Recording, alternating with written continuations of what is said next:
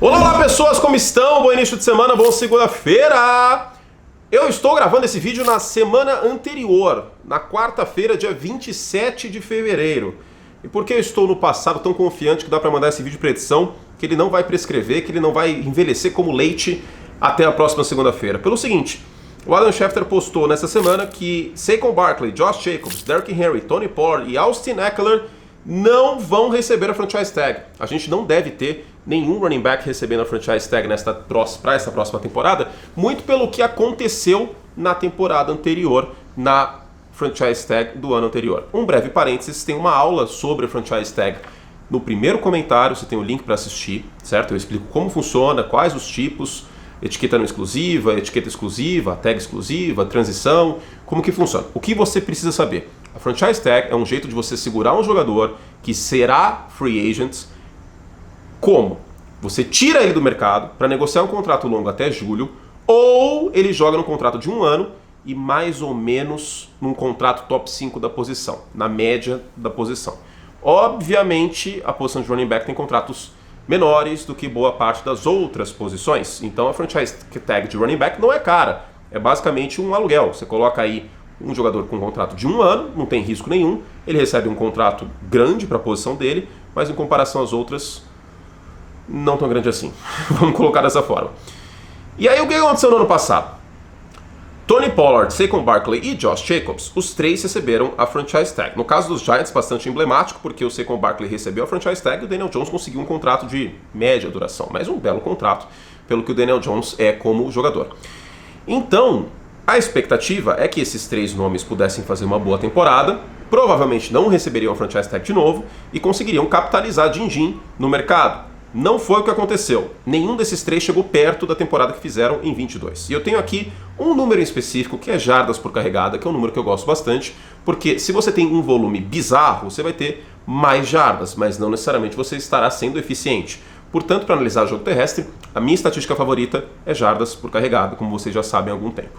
O Tony Pollard saiu de 5.3, ele foi o terceiro melhor no quesito em 22, para 4.1, 23º. O Saquon Barkley saiu de 4.4, 25º, já não foi um grande número, vale lembrar que no final da temporada a eficácia dele diminuiu, para 4,0, de 25 para 27, né, de 25º para 27º. O Josh Jacobs saiu de 4,9, 12º da liga, para 3,4, o 41º. Lembrando, esses três com um contrato top 5. No caso do Tony Pollard fica ainda mais grave porque o Dallas Cowboys por boa parte da temporada teve um imenso BO, que era o seu ataque nas 20 jardas finais do campo, a red zone, e em situações para gol. O Tony Pollard desenvolveu um caso crônico de alergia à end zone. Se você tinha o Tony Pollard no Fantasy, eu estou falando com você, Vitor, exatamente com você. Você sabe que você reclamou bastante dele nessa temporada, você não gosta do Tony Pollard neste momento. E talvez o torcedor dos Cowboys também não seja muito fã do Tony Pollard. Em campo aberto, não foi um running back ruim, mas quando se pediu que ele entrasse na endzone, a alergia predominou e não tinha um Alegra na sideline para dar para ele. Importante para quem tem alergia. E tem um nome que eu não mencionei, que não recebeu a franchise tag e que não vai receber a franchise tag, que é o Derrick Henry.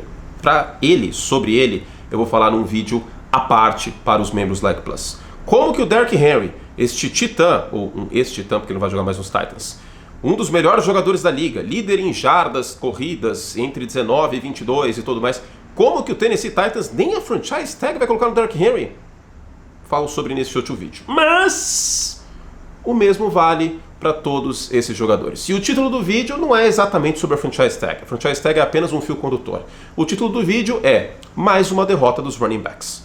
Mais uma derrota, mais uma batalha perdida na revolução dos running backs. Eles fizeram um grupo de WhatsApp, eles ameaçaram fazer muito barulho, mas no final das contas, a produção não estava lá. E por incrível que pareça, este é o estado das coisas. Mas e o Christian McCaffrey, Anthony Curti, seu safado, que está falando em terceira pessoa mesmo sendo contra isso?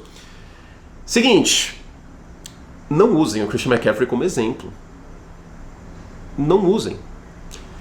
Seja para draftar running back em primeira rodada, seja para renovar o contrato de running back. Quantos touchdowns o Christian McCaffrey teve pelo Carolina Panthers nessa última temporada? Quantas jardas o Christian McCaffrey teve pelo Carolina Panthers nessa última temporada? E eu digo isso porque o time que draftou o Christian McCaffrey no top 10 na primeira rodada e que renovou ele a peso de ouro, trocou o Christian McCaffrey. Porque percebeu que não tinha como ter esse luxo. Lá atrás, há mais ou menos uns 6 anos, eu falei no ESPN League que ter um running back neste porte é ter um iPhone do ano, naquela ocasião era o iPhone 11, e não ter dinheiro para pagar o aluguel. O running back é a cereja do bolo. Não tem como um time que está aos cacos achar que vai pagar o running back, vai estar tudo certo, que vai ficar lindo a situação. Não vai. Infelizmente não vai. Em São Francisco funciona por 2 motivos. Primeiro, porque o time já é completo. O Christian McCaffrey é aquela cobertura, aquele... Vou abrir um parênteses aqui. André, coloque o meu bolo favorito aqui. Eu não tomei café hoje, hein? A analogia tá todo vapor, eu não tomei café. Que é o bolo de cenoura. O bolo de cenoura é o melhor bolo que tem. Se você é fã de bolo formigueiro, se você é fã de bolo leitinho, se você é fã de bolo de fubá, geleinha, é bom, hein? Muito bom, forte o bolo de fubá. Você está errado. Porque o melhor bolo é o bolo de cenoura, especificamente com a cobertura de chocolate, e não qualquer cobertura de chocolate. A cobertura de chocolate que faz aquela casquinha.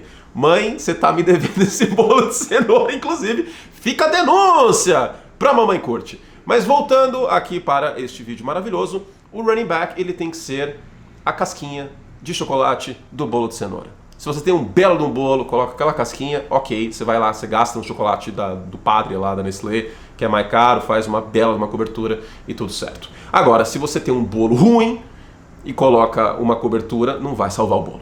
Então, em meio a isso, os running backs hoje, eles estão com esse estigma. Vocês se lembram de Ezekiel Elliott? Este homem que ganhou um contrato de 15 milhões de dólares, tudo que eu queria na minha vida era trabalhar no Dallas Cowboys. Porque trabalhar no Dallas Cowboys, se o Jerry Jones gosta de você, meu amigo, você tá feito na vida. O Ezekiel Elliott ganhou um contrato com média de 15 milhões de dólares, não produziu no final do contrato e pouquíssima coisa fez em New England. Talvez aquele jogo contra Denver, contra Pittsburgh, mas se muito nessa última temporada. Certamente não vale uma franchise tag nem perto disso e obviamente nunca valeu 15 milhões de dólares. Outros exemplos, que tal o Austin Eckler, que você que joga Fantasy deve se recordar bastante dele, porque é um jogador que no Fantasy aparece bastante, porque é um cara que recebe passes. Alguém se lembra do Austin Eckler neste momento? Assim, se eu falo o nome Austin Eckler, esse aqui é o Austin Eckler. Na verdade, este aqui não é o Austin Eckler. É esse aqui o Austin Eckler. Também não é este. É este aqui o Austin Eckler. Será que as pessoas perceberam na primeira vez que eu coloquei a foto? Esse é o tanto que os running backs estão desvalorizados. Isso é triste. E uma coisa muito importante que eu vou deixar claríssimo aqui. Dizer que running back não tem que receber contrato de 20 milhões de dólares não significa que o running back não seja importante. Porque existe talvez uma dissociação entre salário e importância. São coisas diferentes. A questão aqui é que o mundo não é justo. Muitas pessoas fazem trabalhos importantíssimos e não recebem de acordo com este salário, porque infelizmente as leis da microeconomia e relações de trabalho, elas não são justas na maior parte dos casos. E este exemplo dos running backs é o caso mais específico de todos. O mercado neste momento não remunera os running backs de acordo com a sua importância para o jogo. Então é muito importante eu frisar que quando eu venho aqui falar que não tem que pagar o Derrick Henry, que não tem que pagar o Saquon Barkley, que não tem que pagar o Josh Jacobs, que não tem que pagar essa galera, não significa que eu não goste da posição de running back. Não significa que eu acho que tem que passar a bola o tempo inteiro. Porque não é passar a bola o tempo inteiro que vai dar certo. Vide o que aconteceu com o Lamar Jackson e o Baltimore Ravens na final de conferência contra os Chiefs. Se eles tivessem corrido um pouco mais com a bola, talvez eles teriam uma chance melhor de vencer aquele jogo. A grande questão é, running back dá em árvore. É sério. Se você sair da rua e olhar um pé de running backs, vai despencar um monte de running back lá. Um monte. Este é o retrato atual da situação. Pode ser, porque o ser humano reage a estímulos, esse é um princípio de economia. Pode ser que com a desvalorização dos running backs, a oferta de running backs acabe caindo, ou a qualidade dessa oferta acabe caindo nos próximos anos, porque um moleque de 10 anos hoje não vai querer ser running back, ele vai querer jogar em outra posição, ou talvez até outro esporte, certo? Isso é muito importante frisar. A gente pode ter um efeito de médio e longo prazo. Hoje, a situação é essa.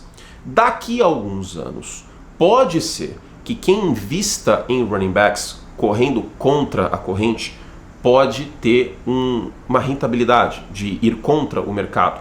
Eu vou dar um exemplo dos linebackers. San Francisco e Baltimore são dois times que investem em linebackers, que talvez seja uma posição até mais desvalorizada que running back neste momento, e os dois times conseguiram capitalizar nisso. Roquan Smith, por exemplo, por conta desse zeitgeist que a gente tem no momento, os Bears, dane-se, não queremos pagar porque linebacker não é importante, papipipopopó, e os Ravens capitalizaram nisso. O San Francisco 49ers tem, no papel, a melhor dupla de linebackers da liga, com o Fred Warner e o Dre Greenlaw, cuja lesão foi um fator no Super Bowl, inclusive. Então pode ser que times que vão contra isso aí, especialmente porque a gente está vendo muitas defesas marcando com 2 safeties no fundo do campo, esses running backs sejam algo positivo, mas não agora. No momento que nós estamos, hoje, os running backs estão perdendo e de lavada a sua revolta.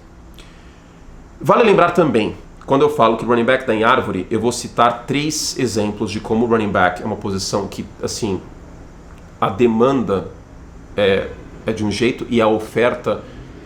Eu não vou entrar em méritos de elasticidade e tal, porque senão vai ficar muito complicado. Mas a riqueza da oferta de running backs é muito grande no draft.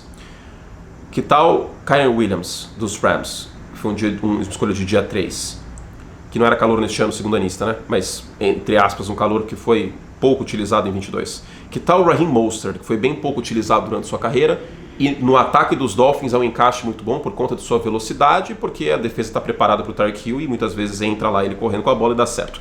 E que tal Isaiah Pacheco, que foi uma escolha de 7ª rodada e ganhou a posição em oposição a Clyde Edwards-Helaire, uma escolha de 1ª rodada, que jogou um dos mais talentosos ataques da história do college football, aquele ataque que tinha o Ja'Marr Chase, que tinha o Joe Burrow e tudo mais em LSU.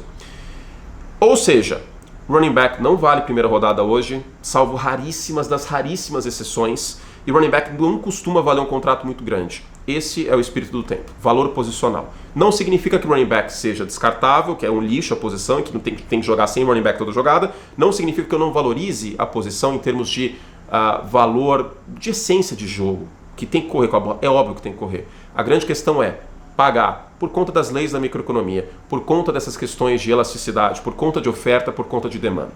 A oferta é muito rica, a demanda não é tão rica assim. É muito mais substituível um running back como estes que eu falei do que um quarterback. As posições que são menos substituíveis, o valor acaba sendo maior. Certo? Então é isso, fizemos todos os que podíamos. Sobre o Derrick Henry, tem um vídeo à parte para os membros, porque ele não está nesse pacotão da Franchise Tag que deu errado, vamos dizer assim, e aí tem um vídeo a mais sobre ele. Se você gostou desse vídeo, tem mais vídeos para você que é membro Like Plus, custa uma latinha de refrigerante por mês, venha com a gente, conteúdo fantástico nesta off-season, nesta intertemporada. E se você não quiser deixar o seu hábito do refrigerante, quiser gastar esse dinheiro e mandar para a Coca-Cola ou para qualquer outra empresa, e não para Anthony Curti, tem que parar de falar em terceira pessoa, cacete! E não para mim. Você pode se inscrever no canal, que é de graça, não custa nada, e a gente vai chegar a 100 mil inscritos, que é um número muito bonito, muito fofo, e teremos a plaquinha em breve aqui de 100 mil inscritos, não aqui, porque vai ser num lugar novo, num escritório novo que eu vou ter, numa casa nova, que estarei, se Deus quiser, fazendo essa mudança tudo certinho em março. Fizemos todos o que podíamos, um beijo carinhoso, e até a próxima. Tchau!